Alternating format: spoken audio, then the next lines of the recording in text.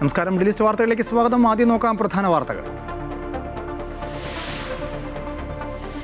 ഉഭയകക്ഷി ബന്ധത്തിൽ പുതിയ അധ്യായം തുറന്ന് ഇന്ത്യയും ഫ്രാൻസും. നീസിൽ പ്രധാനമന്ത്രി നരേന്ദ്രമോദിക്ക് ഉജ്ജ്വല സ്വീകരണം. വ്യാപാര പ്രതിരോധ മേഖലകളിൽ ബന്ധം ശക്തമാക്കാൻ ഫ്രഞ്ച് പ്രസിഡന്റ് ഇമാനുവൽ മാക്രോണുമായുള്ള ചർച്ചയിൽ തീരുമാനം. സാങ്കേതിക വിദ്യയുടെ ഉപഭോക്താവ് എന്ന നിലയിൽ നിന്ന് ആഗോള പ്രതിസന്ധികൾക്ക് പരിഹാരം നിർദ്ദേശിക്കുന്ന രാജ്യമായി ഇന്ത്യ മാറിയെന്ന ഭാരത് ഇന്നൊവേറ്റ്സ് സ്റ്റാർട്ടപ്പ് മേളയിൽ മോദി. AI രംഗത്ത് ലോകത്തെ നയിക്കുവാനുള്ള ശേഷി ഇന്ത്യക്കുണ്ടെന്ന് ഇമാനുവൽ മാക്രോൺ. ഒമാൻ തീരത്ത് മുങ്ങിയ കപ്പലിൽ നിന്നും രക്ഷപ്പെടുത്തിയ 14 ഇന്ത്യൻ നാവികർ മുംബൈയിലേക്ക്. വിരാട് 1 എന്ന കപ്പലിൽ നിന്നും ഇന്ത്യക്കാരെ രക്ഷപ്പെടുത്തിയത് US നാവികസേന. അപകട കാരണം എഞ്ചിൻ തകരാറെന്ന് സൂചന. ലെബനിലെ ഇസ്രായേൽ വ്യോമാക്രമണത്തിൽ കടുത്ത നിലപാടുമായി ഇറാൻ. സമാധാന ചർച്ചകളിൽ നിന്നും പിന്മാറുമെന്ന് അമേരിക്കയ്ക്ക് മുന്നറിയിപ്പ്. ഇറാൻ പ്രതിഷേധം അറിയിച്ചത് അമേരിക്കയുമായുള്ള സമാധാന കരാർ ഒപ്പിടാൻ മണിക്കൂറുകൾ മാത്രം ബാക്കി നിൽക്കെ. കരാറിൽ അന്തിമ ചർച്ചകൾക്കായി ഖത്തറിലെ മധ്യസ്ഥർ ടെഹ്റാനിൽ. UAE വാർഷിക ഉച്ചവിശ്രമ നിയമം നാളെ മുതൽ പ്രാബല്യത്തിൽ വരും. തൊഴിലാളികളുടെ ആരോഗ്യവും സുരക്ഷയും ഉറപ്പാക്കുക ലക്ഷ്യം. നിയന്ത്രണം സെപ്റ്റംബർ 15 വരെ 12:30 മുതൽ വൈകിട്ട് 3 മണി വരെ. കുവൈറ്റിൽ പ്രത്യേക റെസിഡൻസി അനുവദിക്കുന്ന പുതിയ സംവിധാനം പ്രഖ്യാപിച്ചു സർക്കാർ. RSS പരിപാടിയിൽ പങ്കെടുത്ത VC-മാർ കേരളത്തോട് മാപ്പ് പറയണമെന്ന് മുഖ്യമന്ത്രി VD സതീശൻ. സംസ്ഥാനത്തിന്റെ വിദ്യാഭ്യാസ പാരമ്പര്യത്തിന് നിരക്കാത്ത പ്രവൃത്തിയെന്നും മുഖ്യമന്ത്രിയുടെ ഫേസ്ബുക്ക് പോസ്റ്റ്. RSS പരിപാടിയിൽ പങ്കെടുത്തവർ മാപ്പ് പറയണമെങ്കിൽ ആദ്യം മുഖ്യമന്ത്രി തുടങ്ങണമെന്ന് K. സുരേന്ദ്രൻ. സർക്കാർ സംഘപരിവാറിന് കീഴടങ്ങുന്നുവെന്ന് പ്രതിപക്ഷ നേതാവ് പിണറായി വിജയൻ.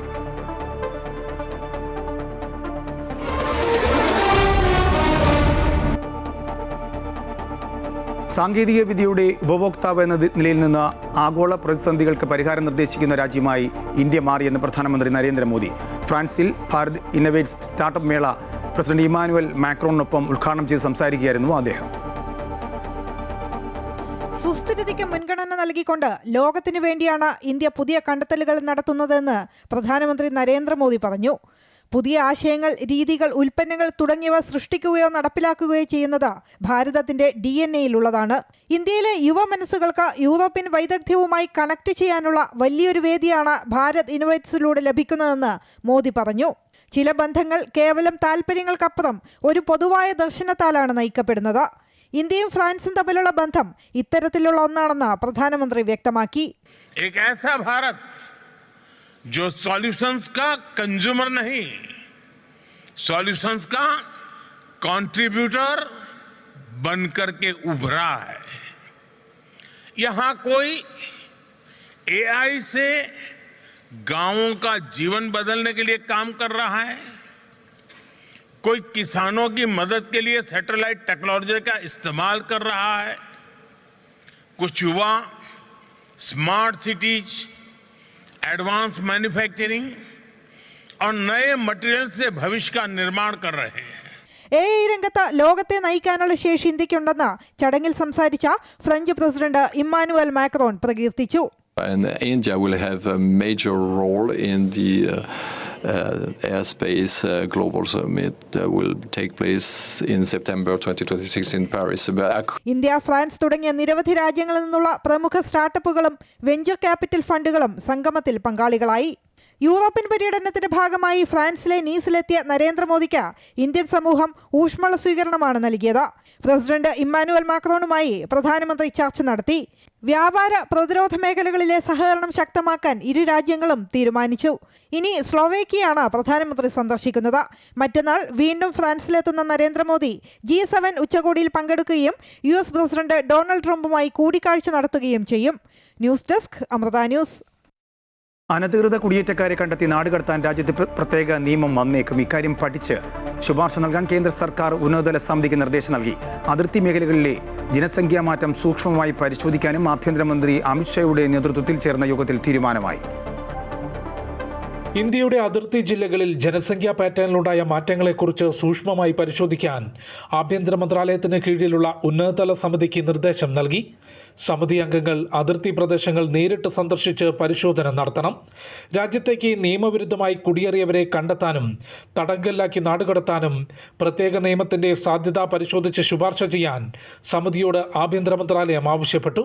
ശുപാർശയ്ക്കനുസരിച്ച് പുതിയ നിയമ നടപടികൾ സ്വീകരിക്കാനും കേന്ദ്ര ആഭ്യന്തരമന്ത്രി അമിത്ഷായുടെ നേതൃത്വത്തിൽ ചേർന്ന യോഗം തീരുമാനിച്ചു. അനധികൃത കുടിയേറ്റം കാരണമുണ്ടാകുന്ന ജനസംഖ്യാ മാറ്റങ്ങളെക്കുറിച്ച് പഠിക്കാനും പരിഹാര നടപടികൾ ശുപാർശ ചെയ്യാനുമാണ് കേന്ദ്ര ആഭ്യന്തര മന്ത്രാലയം സമിതി രൂപീകരിച്ചത്. റിട്ടയർഡ് ജസ്റ്റിസ് പ്രകാശ് പ്രഭാകർ നൌലേക്കർ അധ്യക്ഷനായ സമിതിയിൽ സെൻസസ് കമ്മീഷണർ, മുൻ IAS, IPS ഉദ്യോഗസ്ഥരും അംഗങ്ങളാണ്. അനധികൃത കുടിയേറ്റത്തെ തുടർന്നുള്ള സാമ്പത്തിക ഇടപാടുകൾ, സാമൂഹിക പരിസ്ഥിതി ഘടനയിൽ വന്നിട്ടുള്ള മാറ്റങ്ങളും സമിതി വിലയിരുത്തും. അമൃത ന്യൂസ്, ന്യൂഡൽഹി. ഒമാൻ തീരത്ത് ഇന്ത്യൻ ചരക്ക് കപ്പൽ മുങ്ങുന്നു. കപ്പലിലുള്ള 14 ഇന്ത്യക്കാരെ US നാവികസേന രക്ഷപ്പെടുത്തി. വിരാട് 1 എന്ന ചരക്ക് കപ്പലാണ് അപകടത്തിൽപ്പെട്ടത്. എഞ്ചിൻ തകരാറാണ് അപകട കാരണമെന്നാണ് റിപ്പോർട്ട്. ശനിയാഴ്ച റാസൽഹദിന് കിഴക്ക് 80 നോട്ടിക്കൽ മൈൽ അകലെയാണ് സംഭവം. അമേരിക്കൻ നാവികസേനയാണ് നിർണായക വിവരം ഇന്ത്യൻ നാവികസേനയ്ക്ക് കൈമാറിയത്. തുടർന്ന് ഇന്ത്യൻ നാവികസേന രക്ഷാപ്രവർത്തനങ്ങളെ ഏകോപിപ്പിച്ചു. അമേരിക്കൻ നാവികസേനയുടെ P-8 മാരിടൈം പട്രോൾ വിമാനം സ്ഥലത്തെത്തി മുങ്ങിക്കൊണ്ടിരുന്ന കപ്പലിലേക്ക് ലൈഫ് റാഫ്റ്റുകൾ ഇട്ട് നൽകി. പരിസരത്തുണ്ടായിരുന്ന ജബൽ അലി എന്ന ചരക്ക് കപ്പലും രക്ഷാദൗത്യത്തിൽ പങ്കാളികളായി. ഒമാനിലെ സോഹാറിൽ നിന്ന് മുംബൈയിലേക്ക് വരികയായിരുന്നു ഈ കപ്പൽ. പശ്ചിമേഷ്യൻ മേഖലയിൽ ഇന്ത്യൻ നാവികരുടെ സുരക്ഷയുമായി ബന്ധപ്പെട്ട ആശങ്കകൾ വർദ്ധിച്ചു വരുന്ന സാഹചര്യത്തിലാണ് പുതിയ അപകടം റിപ്പോർട്ട് ചെയ്തത്. News desk, Amrita news. ലെബനിലെ ഇസ്രായേൽ വ്യോമാക്രമണത്തിൽ കടുത്ത നിലപാടുമായി ഇറാൻ സമാധാന ചർച്ചകളിൽ നിന്നും പിന്മാറുമെന്ന് അമേരിക്കയ്ക്ക് മുന്നറിയിപ്പ് നൽകി. അമേരിക്കയുമായുള്ള സമാധാന കരാർ ഒപ്പിടാൻ മണിക്കൂറുകൾ മാത്രം ബാക്കി നിൽക്കെയാണ് ഇറാന്റെ പ്രതിഷേധം അറിയിച്ചത്. ലെബനൻ ആക്രമണത്തിന്റെ പശ്ചാത്തലത്തിൽ ചർച്ചകളുമായി മുന്നോട്ട് പോകുന്നത് സാധ്യമല്ല എന്നാണ് Iran parliament speaker MB Ghalibaf അഭിപ്രായപ്പെട്ടത്. അമേരിക്കയ്ക്ക് വാക്കുപാലിക്കാൻ കഴിയുന്നില്ല എന്നും സമാധാന ശ്രമങ്ങളെ അട്ടിമറിക്കുന്ന നിലപാടാണ് ഉണ്ടായതെന്നും ഇറാൻ കുറ്റപ്പെടുത്തി. നേരത്തെ ഇറാൻ US സമാധാന ധാരണ ഇന്ന് ഒപ്പുവയ്ക്കുമെന്ന് അമേരിക്കൻ പ്രസിഡന്റ് ഡൊണാൾഡ് ട്രംപ് വ്യക്തമാക്കിയിരുന്നു. RSS പരിപാടിയിൽ നിന്നും 3 വൈസ് ചാൻസലർമാർ പങ്കെടുത്തതിനെതിരെ രൂക്ഷ വിമർശനവുമായി മുഖ്യമന്ത്രി VD സതീശൻ രംഗത്ത്. ഇത് കേരളത്തിന്റെ വിദ്യാഭ്യാസ പാരമ്പര്യത്തിന് നിരക്കാത്ത ഗുരുതരമായ വീഴ്ചയാണെന്നും VC-മാർ കേരളത്തോട് മാപ്പ് പറയണമെന്നും അദ്ദേഹം ഫേസ്ബുക്ക് പോസ്റ്റിലൂടെ ആവശ്യപ്പെട്ടു. RSS പരിപാടിയിൽ പങ്കെടുത്തവർ മാപ്പ് പറയണമെങ്കിൽ ആദ്യം മുഖ്യമന്ത്രി തുടങ്ങണമെന്ന പോസ്റ്റിന് K. സുരേന്ദ്രന്റെ കമന്റുമുണ്ടായി. കേരളത്തിലെ VC-മാർ സംഘപരിവാർ വേദിയിലെത്തിയത് ഗൗരവമുള്ള പ്രശ്നമെന്ന് CPM സംസ്ഥാന സെക്രട്ടറി MV ഗോവിന്ദനും അഭിപ്രായപ്പെട്ടു.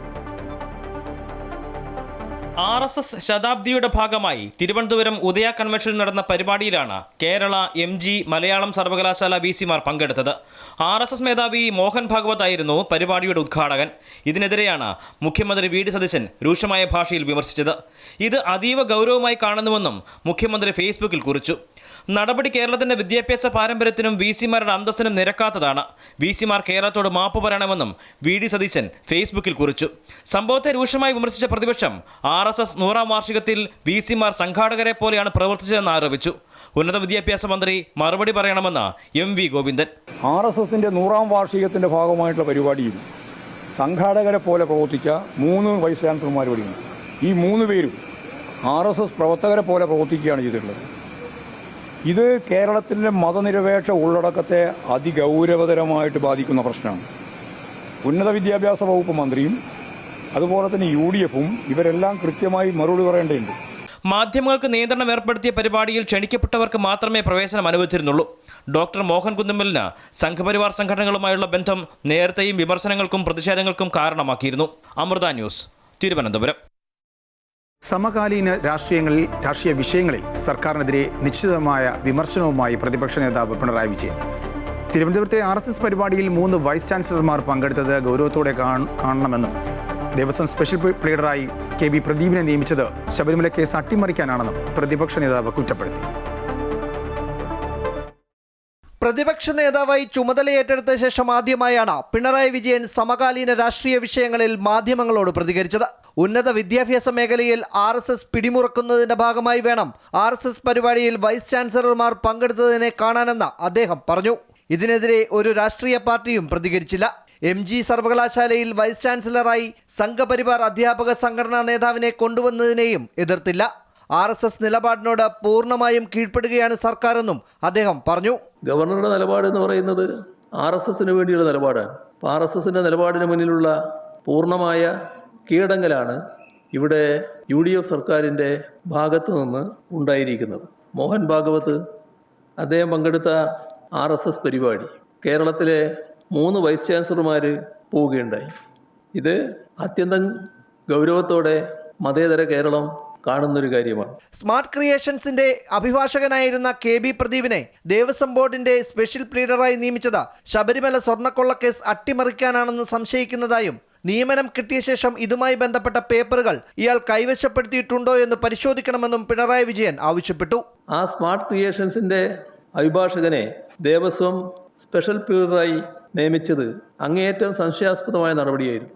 സ്വർണ്ണക്കൊള്ളക്കേസ് അട്ടിമറിക്കാൻ അണിയറയിൽ നീക്കങ്ങൾ നടക്കുന്നുവെന്ന് സംശയിക്കേണ്ടതായിട്ടുണ്ട്. രണ്ടാം പിണറായി സർക്കാരിന്റെ കാലത്ത് മുഖ്യമന്ത്രി മാറ്റി നിർത്തിയ അവതാരങ്ങൾ വകുപ്പുകളിൽ കടന്നുകൂടിയോ എന്ന് പരിശോധിക്കണമെന്ന CPI നേതാവ് ബിനോയ് വിശ്വത്തിന്റെ പ്രസ്താവനയ്ക്കും പിണറായി വിജയൻ മറുപടി നൽകി.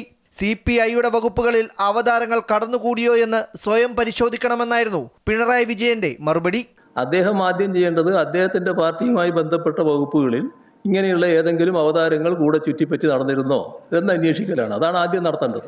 വന്യജീവി ആക്രമണമേൽക്കുന്നവരോട് പരിഹാസത്തോടെയും നിരുത്തരവാദപരവുമായ സമീപനമാണ് സർക്കാർ സ്വീകരിക്കുന്നത്. നഷ്ടപരിഹാരം 14 ലക്ഷത്തിൽ നിന്നും 21 ലക്ഷമാക്കണമെന്ന മുൻ LDF സർക്കാരിനോട് ആവശ്യപ്പെട്ട UDF ഇപ്പോൾ അതിന് തയ്യാറാണോ എന്നും അദ്ദേഹം ചോദിച്ചു. അമൃത ന്യൂസ്, തിരുവനന്തപുരം. ശബരിമല യുവതി പ്രവേശന സമയത്തും സ്വർണ്ണക്കൊള്ള കേസിലും താൻ ചതിക്കപ്പെടുകയായിരുന്നുവെന്ന് തിരുവിതാംകൂർ ദേവസ്വം ബോർഡ് മുൻ പ്രസിഡന്റ് A. പത്മകുമാറിന്റെ വെളിപ്പെടുത്തൽ ചർച്ചയാകുന്നു. തനിക്കെതിരെയുള്ള നീക്കങ്ങൾക്ക് പിന്നിലെ ഉന്നത നേതാക്കളുടെ പേരുകൾ ഉൾപ്പെടുത്തി പത്മകുമാർ ആത്മകഥ എഴുതുന്നതായിട്ടാണ് വിവരം. തിങ്കളാഴ്ച ചേരുന്ന പത്തനംതിട്ട ജില്ലാ കമ്മിറ്റി പത്മകുമാറിനെതിരെയുള്ള അച്ചടക്ക നടപടി ചർച്ച ചെയ്യാനിരിക്കെയാണ് ഈ നിർണായക നീക്കം.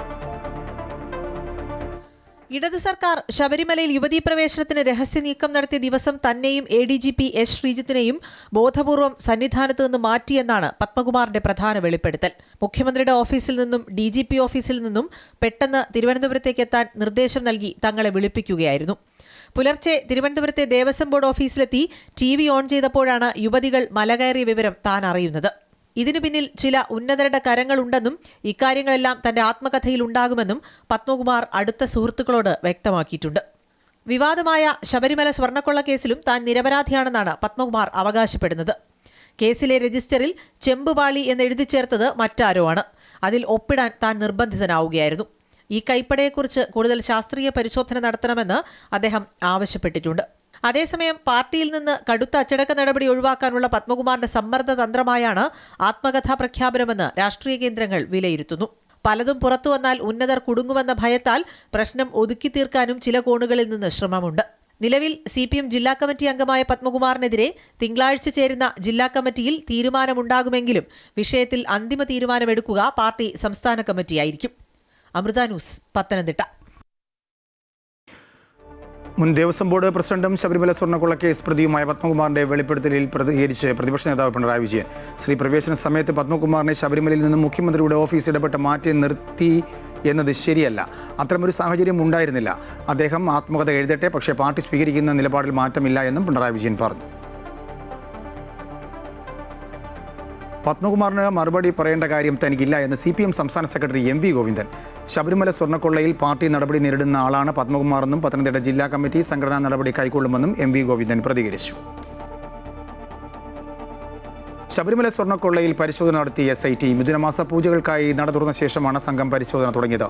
ശ്രീകോവിലിന് മുമ്പിലെ പ്രഭാമണ്ഡലവും കട്ടിളപ്പാളിയുടെ താഴത്തെ ഭാഗവുമാണ് പരിശോധിച്ചത്. എന്നാൽ സാമ്പിൾ ശേഖരണം നടത്തിയില്ല. പ്രഭാമണ്ഡലത്തിലെ സ്വർണവും ദ്വാരപാലക ശില്പങ്ങളോടൊപ്പം വേർതിരിച്ചെടുത്തെന്നാണ് SITയുടെ കണ്ടെത്തൽ. കട്ടിളപ്പാളികളിൽ ഘടിപ്പിച്ച ദശാവതാരങ്ങൾ ആലേഖനം ചെയ്ത 2 പാളികൾ, രാശിചിഹ്നം ആലേഖനം ചെയ്ത 2 പാളികൾ, കട്ടിളപ്പടിക്ക് മുകളിലെ പ്രഭാമണ്ഡല പാളികൾ എന്നിവയടക്കം 7 പാളികളിൽ നിന്നാണ് സ്വർണം കവർന്നത്.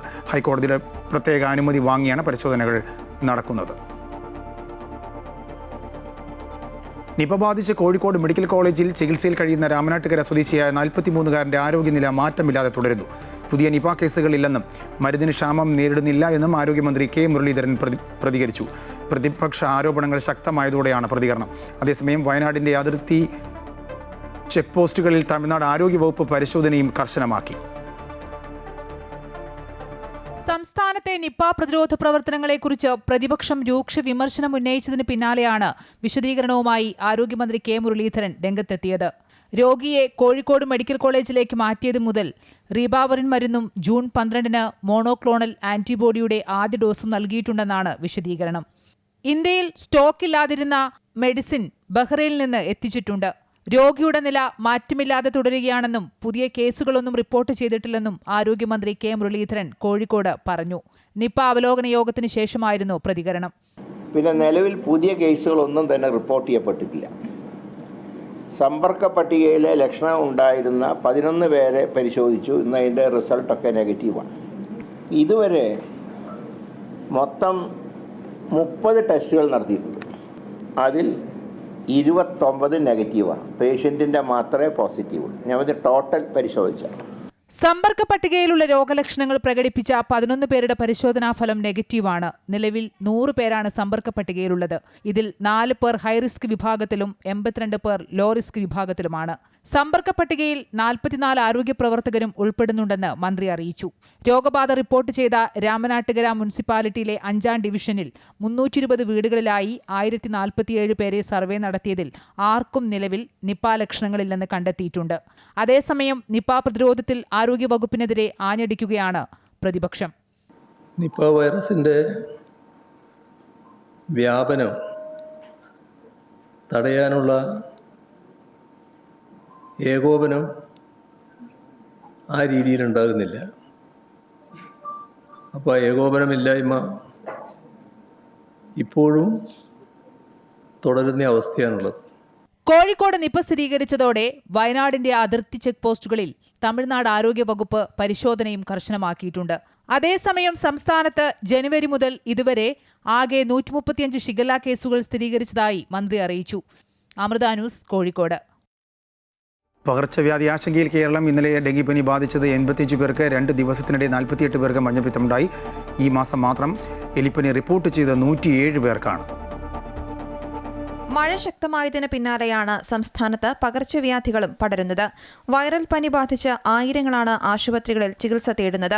ഇതിനിടെയാണ് പനികളിൽ ഗുരുതരമായ ഡെങ്കിപ്പനിയും എലിപ്പനിയും മഞ്ഞപ്പിത്തവും ബാധിക്കുന്നവരുടെ എണ്ണവും വർദ്ധിക്കുന്നത്. ഇന്നലെ 85 പേർക്കാണ് സംസ്ഥാനത്ത് ഡെങ്കിപ്പനി സ്ഥിരീകരിച്ചത്. ഈ മാസം 758 പേർക്ക് പനി ബാധിച്ചപ്പോൾ 3 പേർ ഡെങ്കിപ്പനി ബാധിച്ച് മരിക്കുകയും ചെയ്തു.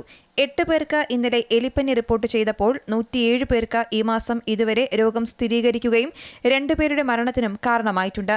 മലിനജലത്തിലൂടെയുള്ള മഞ്ഞപ്പിത്ത ബാധിതരുടെ എണ്ണവും നാൾക്കുനാൾ വർദ്ധിക്കുകയാണ്.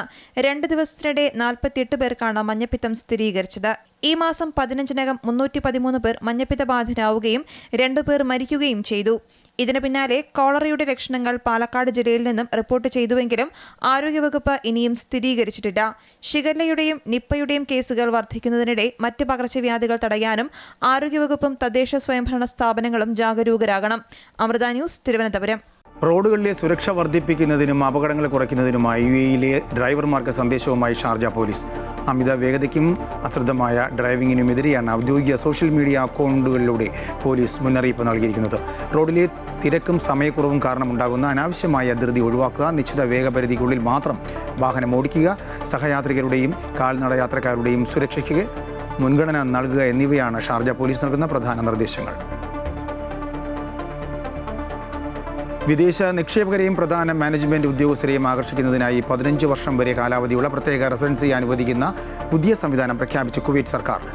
ഔദ്യോഗിക സൈറ്റായ കുവൈറ്റ് ടുഡേയിൽ പ്രസിദ്ധീകരിച്ച മന്ത്രിസഭാ തീരുമാനപ്രകാരമാണ് പുതിയ പദ്ധതി. നേരിട്ടുള്ള വിദേശ നിക്ഷേപ പ്രോത്സാഹന നിയമത്തിൻ്റെ പരിധിയിൽ വരുന്ന നിക്ഷേപ സ്ഥാപനങ്ങളുടെ ഉടമകൾ, പങ്കാളികൾ, മാനേജർമാർ, ഉന്നത ഉദ്യോഗസ്ഥർ, അവരുടെ കുടുംബാംഗങ്ങൾ എന്നിവർക്ക് 15 വർഷം വരെ റെസിഡൻസി അനുവദിക്കാം.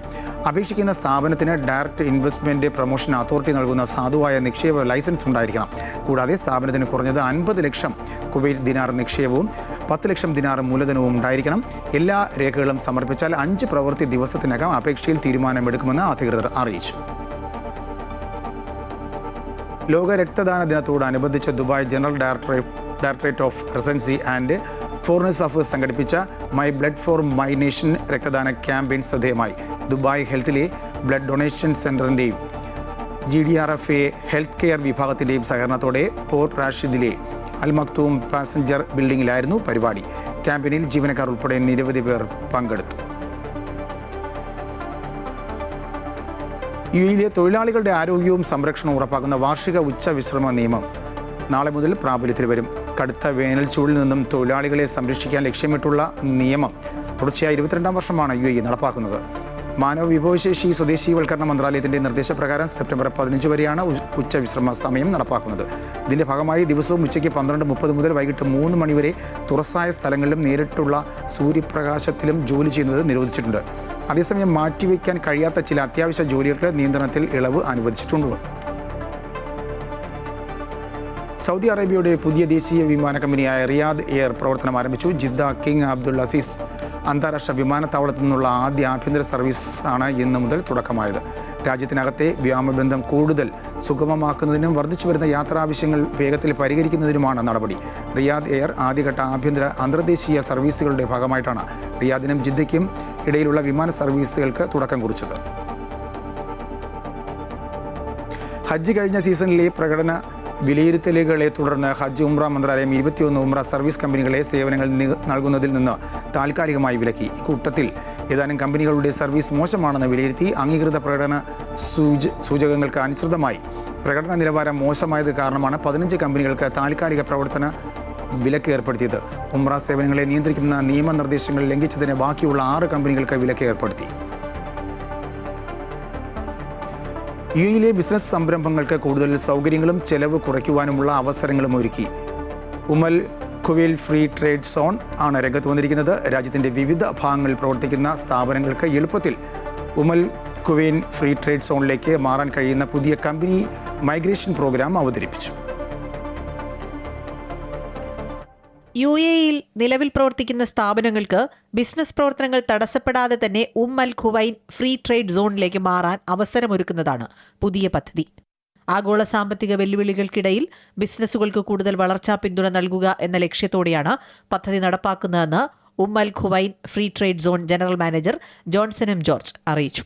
കമ്പനി മൈഗ്രേഷൻ പ്രോഗ്രാമിന്റെ ഭാഗമായി സ്ഥാപനത്തിന്റെ നിലവിലെ ഐഡന്റിറ്റി, കരാറുകൾ, കോർപ്പറേറ്റ് നയങ്ങൾ എന്നിവയിൽ മാറ്റം വരുത്തേണ്ടതില്ല. പുതിയ രജിസ്ട്രേഷനോ സങ്കീർണമായ നിയമ നടപടികളോ ഇല്ലാതെ തന്നെ മാറ്റം സാധ്യമാകുമെന്നാണ് അധികൃതരുടെ വിശദീകരണം. യുഎഇയിലെ മറ്റ് ഫ്രീ സോണുകളിലും മെയിൻലാൻഡിലും പ്രവർത്തിക്കുന്ന കമ്പനികൾക്കും പദ്ധതിയുടെ പ്രയോജനം ലഭിക്കും.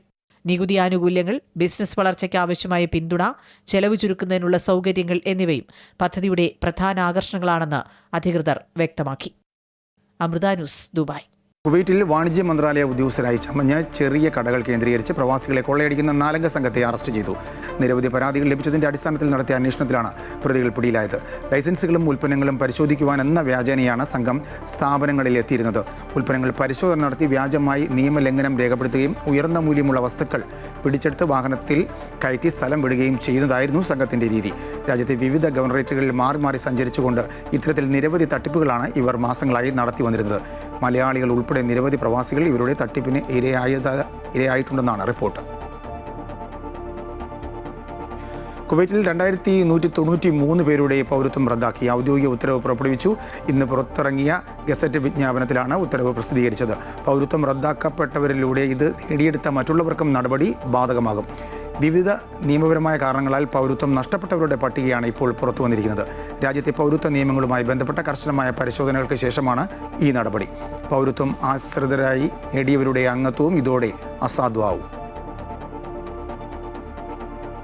റോഡുകളിലെ സുരക്ഷ വർദ്ധിപ്പിക്കുന്നതിനും അപകടങ്ങൾ കുറയ്ക്കുന്നതിനുമായി യുഎഇയിലെ ഡ്രൈവർമാർക്ക് ശക്തമായ സന്ദേശവുമായി ഷാർജ പോലീസ് രംഗത്ത്. അമിത വേഗതയ്ക്കും അശ്രദ്ധമായ ഡ്രൈവിങ്ങിനുമെതിരെയാണ് ഔദ്യോഗിക സോഷ്യൽ മീഡിയ അക്കൗണ്ടിലൂടെ പോലീസ് മുന്നറിയിപ്പ് നൽകിയിരിക്കുന്നത്. GCCക്ക് മുഴുവൻ അഭിമാനമായി കുവൈറ്റിലെ യുണൈറ്റഡ് ഇന്ത്യൻ സ്കൂളിലെ 9ാം ക്ലാസ് വിദ്യാർത്ഥി ധീരജ് ദിലീപ്. കേരളത്തിൽ ആദ്യമായി നടക്കുന്ന പ്രൊഫഷണൽ ബാസ്കറ്റ്ബോൾ ലീഗായ ബാസ്കറ്റ്ബോൾ ലീഗ് കേരളയിലെ ഏക GCC താരമാണ് ധീരജ്. കോട്ടയം ബൈസൻസിന് വേണ്ടി ഈ വർഷം കരാർ ഒപ്പിട്ട ധീരജ് ടൂർണമെൻറ്റിൽ ഉടനീളം മികവുറ്റ പ്രകടനമാണ് നടത്തിയത്. ലോകമെമ്പാടുമുള്ള മലയാളി വിദ്യാർത്ഥികളായ ബാസ്കറ്റ്ബോൾ താരങ്ങളിൽ നിന്നും തിരഞ്ഞെടുക്കപ്പെട്ടതാണ് ധീരജ്. ഫൈനൽ മത്സരത്തിൽ കാലിക്കറ്റ് വാരിയേഴ്സുമായുള്ള പോരാട്ടത്തിൽ 8ഓളം പോയിന്റുകൾ പിന്നിട്ട് നിന്നതിന് ശേഷം കളിയുടെ അവസാന 30 സെക്കൻഡുകൾക്കുള്ളിൽ ധീരജ് നേടിയ വിലപ്പെട്ട 5 പോയിന്റുകളുടെ പിൻബലത്തിൽ കോട്ടയം ബൈസൺസ് ടൂർണമെൻറ്റിലെ ചാമ്പ്യനാവുകയും ഫൈനൽ മത്സരത്തിലെ ഏറ്റവും മികച്ച കളിക്കാരനുള്ള പുരസ്കാരം നേടുകയും ചെയ്തു. കുവൈറ്റിലെ സാമൂഹിക പ്രവർത്തകനായ DK ദിലീപിൻ്റെയും അധ്യാപികയായ ഉഷ ദിലീപിൻ്റെയും മകനാണ് ധീരജ്. ഇന്ത്യൻ ഹജ്ജ് കമ്മിറ്റിക്ക് കീഴിൽ ഹജ്ജിനെത്തിയ തീർത്ഥാടകർക്ക് മികച്ച സേവനം നൽകാൻ തനിമ സന്നദ്ധ പ്രവർത്തകർക്ക് സാധിച്ചതായി തനിമ വോളണ്ടിയർ ക്യാപ്റ്റന്മാരായ സഫീർ അലി, തമീം അബ്ദുള്ള എന്നിവർ പറഞ്ഞു. വിവിധ രാജ്യങ്ങളിൽ നിന്നെത്തിയ തീർത്ഥാടകർക്കും തനിമയുടെ സേവനങ്ങൾ സഹായകരമായതായും ഭാരവാഹികൾ അറിയിച്ചു. അബ്ദുൽ മജീദ്, അനീസ്, സത്താർ, ഖലീൽ തുടങ്ങിയവരുടെ സംഘമാണ് ദൈനംദിന പ്രവർത്തനങ്ങൾക്ക് നേതൃത്വം നൽകി വരുന്നത്. ഷോപ്പിംഗ് മാളുകളെ വേനൽക്കാലത്ത് കായിക സാമൂഹ്യ പ്രവർത്തനങ്ങളുടെ കേന്ദ്രങ്ങളാക്കി മാറ്റുന്ന ദുബായ് മാളത്തോൺ പദ്ധതിയുടെ 2ാം പതിപ്പ് പ്രഖ്യാപിച്ച ദുബായ് കിരീടാവകാശിയും UAE ഉപപ്രധാനമന്ത്രിയും പ്രതിരോധ മന്ത്രിയുമായ Sheikh Hamdan bin Mohammed bin Rashid Al മക്തൂമിൻ്റേതാണ് നടപടി. ലോകത്താദ്യമായിട്ടാണ് ഷോപ്പിംഗ് മാളുകളെ കായിക പ്രവർത്തനങ്ങൾക്കും ആരോഗ്യകരമായ ജീവിതശൈലി പ്രോത്സാഹിപ്പിക്കുന്നതിനുമായി ഉപയോഗിക്കുന്ന ഇത്തരമൊരു സംരംഭം നടപ്പാക്കുന്നതെന്ന് ഷെയ്ഖ് ഹംദാൻ വ്യക്തമാക്കി. ജൂൺ 15 മുതൽ സെപ്റ്റംബർ 15 വരെ ദുബായിലെ വിവിധ മാളുകൾ ദിവസേന പൊതുജനങ്ങൾക്കായി തുറന്നുകൊടുക്കും. സൗദിയിലെ തരീഫ് പട്ടണത്തിൽ 3.5 വയസ്സുകാരനെ തെരുവ് നായക്കൂട്ടം ആക്രമിച്ചു. ആക്രമണത്തിൽ ഗുരുതര പരിക്കുകളോടെ രക്ഷപ്പെട്ട കുട്ടി നിലവിൽ തീവ്രപരിചരണ വിഭാഗത്തിൽ ചികിത്സയിലാണ്. വീട്ടിൽ നിന്നും തൊട്ടടുത്ത ഷോപ്പിലേക്ക് ഒറ്റയ്ക്ക് കുട്ടി നടന്നു പോകുന്നതിനിടയിലാണ് ഒരു കൂട്ടം തെരുവ് നായ്ക്കൾ ആക്രമിച്ചത്. കുട്ടിയെ എയർ ആംബുലൻസ് വഴി തലസ്ഥാന നഗരിയായ റിയാദിലെ പ്രത്യേക സജ്ജീകരണങ്ങളുള്ള ആശുപത്രിയിലേക്ക് മാറ്റി.